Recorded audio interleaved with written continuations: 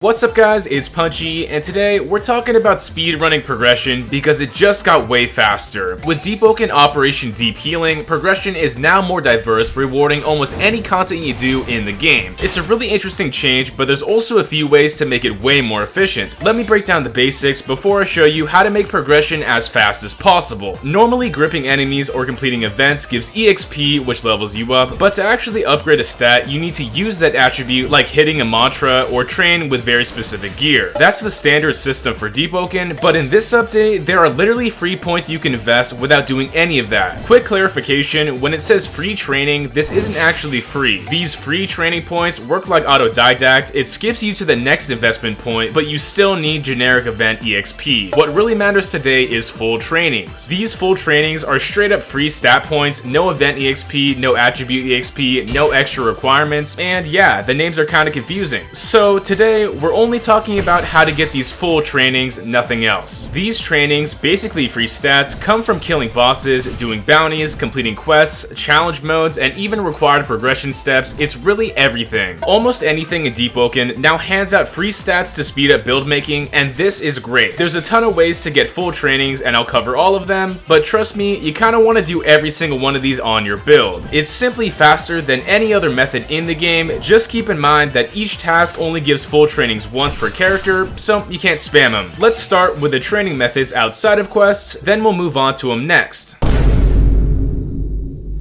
To start, the most rewarding mechanic in the game is the Deep Crucible event. This event needs an artifact. All you gotta do is head to Eresia, place it down, and the trial begins, spawning waves of increasingly stronger enemies. When you clear it, every single player involved gets 60 full training points, which is an instant 4 power levels. This is easily the most rewarding progression method in the entire game, because it's really simple and yeah, it gives you 4 levels. Next up, it's the bosses. The first time you defeat any normal boss on a character, you get a full level's worth of progress, which is 15 full training points. Certain upgraded bosses give even more, with 20 points each. On top of that, mini bosses give 1 full training point per first kill, and there's a ton of these around here, but they're pretty free. Now, most of these bosses aren't really easy without a finished build, but if your goal is speedrunning progression, tackling a few of them early on is absolutely worth it. Similarly, clearing out Hell Mode, one of the riskiest options in the game before you're maxed out, will instantly give you 30 points or 2 full levels with plus 5 bonus points per extra player. If there's any more players over the 4 required to start it up, that's 5 full trainings per extra player. Next up, with origin bonuses, some origins have built-in ways to earn free stat points, and it's pretty good. With the Authority origin, every single mission you complete now grants 3 to 5 investment points, scaling with your rank, so 3 is going to be low rank and 5 is going to be maxed. I'd say it's a pretty solid way to level up naturally while also doing faction content. Voidwalkers get similar benefits, but scale with the bounty difficulty. When you clear a player bounty, you get 1 stat point per star on the target, so a 5-star bounty gives you 5 full training points. And remember, no matter what your origin is, you can still do every other method on this list. Now, let's get into the quests because they're actually worth doing now.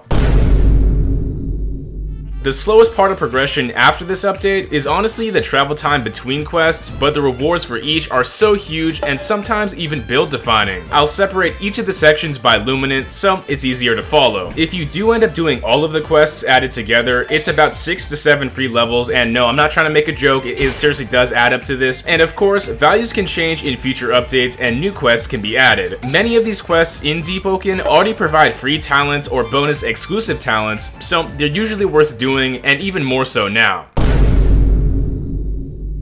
Beginning in the ETREAN LUMINANT, the Wind Waker quest gives 10 full training points on completion. It takes about 15 minutes of sea navigation, and you don't need any Gale investment to get the reward. Once you have a good rep in Etris, the NPC can be found in Vigils, and it's very easy. Naji's Katana quest starts by meeting him near the Etris Barber. From there, all you gotta do is head to Vigils, find his brother's lost sword, pick it up, and return. By doing this, you'll get full training points, plus a talent that boosts your base posture, which is absolutely huge for min-maxing builds. builds. For KJ's quest, find the Vigil Apprentice in Upper Arisia, give him a Gale Stone, and then return to Vigils. You'll get full training points as well, and a talent that boosts knowledge gain from all sources, which is insanely good in the early game, and is probably worth doing first. Xana, the Poser's Ring NPC, which is only interactable with a katana, will give you some bonus points as well if you complete his quest. So keep in mind it makes you go to different areas like Arisia and Monkey's Paw, so maybe do this last. Jim, a guy in Etris, needs some Dying Embers for his mantras, and doing that is basically a free bonus reward. Plume, the fire guy in Lance Leshy's shop, has almost the same exact quest with Dying Embers, and it's another option that gives you rewards. Suyan in Vigils wants you to find some ghosts in the Silent Heart ship, and if you do that out in the Void Sea and come back, it's pretty free bonus points. With the Korn or Drefa NPCs, cutting down a tree then talking to the NPC for the respective town is another free quest. Interacting with Atra in the Legion camp, then finding his lost friend in the Blue Cap Cave is another quest with a training point reward. Kelsius with his book fetch quest is another option that buffs you too, and it's full training points alongside the mantra bonus, and it's always worth doing on any build anyway. Finally, unbounding your weapon stat at Maestro grants a couple free points, which is great since we almost always have to do this in every single progression. Even the small Arthur quest where you kill a Megalodon gives you some points.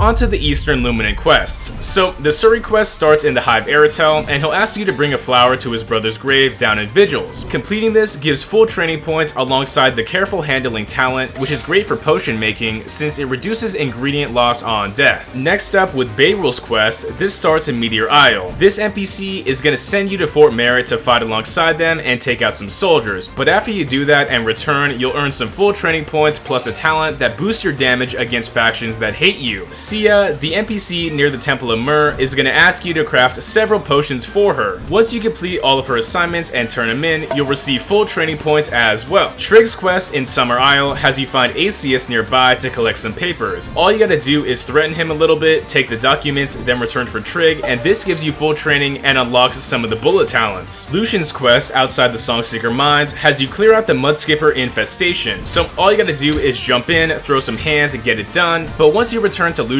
you'll earn full training points alongside the family recipe talent for iron bombs. Jessamine, near the Thresher Mount Salesman, wants you to kill a King Thresher and bring back its spine, but once you do that, you'll get 3 full training points and also unlock Thresher scales on all of your slots. Reject's quest in the Hive Aratel gives 3 points as well. It's very easy to do each time by collecting flowers inside of the hive. Orion's quest in Miner's Landing has you clear out some Summer Company invaders for 3 points as well. Turning in an explosive box for the first time to Scope in Summer Isle will give you 5 full training points, and that's pretty good. Ezra's quest to defeat multiple Songseekers grants a similar point count as well. And finally, heading down to Meteor Isle, you can find the guy and do his quest for some instant points. And that's about it for the Eastern Luminant, but no matter where you are, if you turn in 5 pure ore to any blacksmith, that counts as well and gives you full training points. And additionally, if you finish up the Spear Obtainment quest in Layer 2, that's also going to give you some full training completion, which is really nice to top off your build. And I think for right now, that wraps up all the current methods available for these full training free levels. I wouldn't say there's any specific order that makes these faster, but I'd probably head to the ones nearby each other depending on your origin playthrough. Regardless, I still think that these full training rewards are some of the best changes added recently because it makes prog faster. I hope you learned something new and comment your thoughts about this down below. Thanks once again to all the supporters who motivate me daily and directly help out the channel because it means a lot. If you want to join as a member for my channel, go down below, but besides that, my personal Discord, Guild Discord, and my UGC group are linked down below, so check them out. Thanks once again, and make sure to like and subscribe. It's punchin' time.